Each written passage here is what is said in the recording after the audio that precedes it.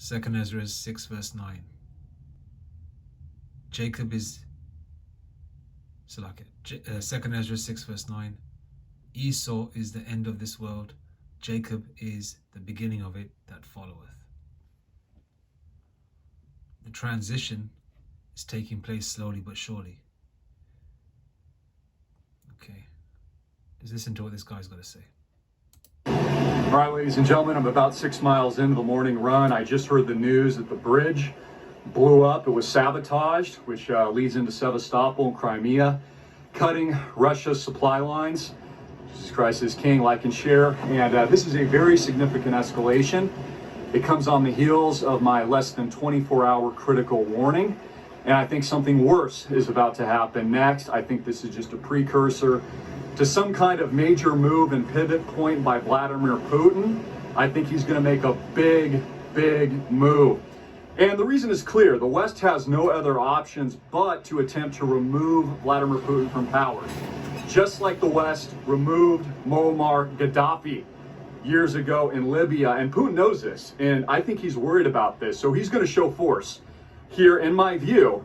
And I'm expecting that test that we've been warning about is going to happen next, ladies and gentlemen. So this could be, God forbid, some kind of tactical nuclear weapon in the Black Sea. It could be another show of force.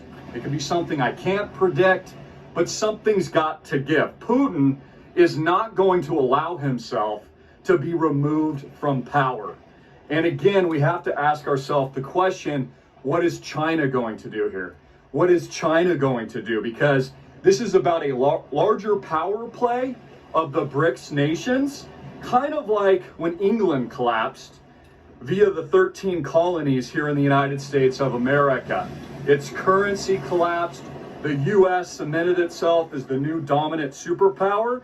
And now we're seeing this as a part of the BRICS nations, Brazil, Russia, India, principally China, and also South Africa. So this is a massive move. In addition to that, ladies and gentlemen, I think that there is a high likelihood the Eurozone collapses this winter in a hard freeze, economic shocks, currency wars, and the perfect scapegoat will be the war in Ukraine.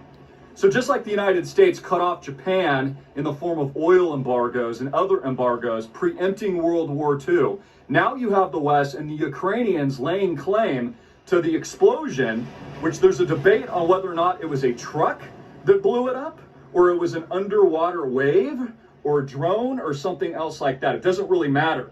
We already have the Lusitania moment, which was Nord Stream 1 and 2 pipelines being shut down, giving Germany and the rest of Europe no option this winter. So this is critical. It's Saturday.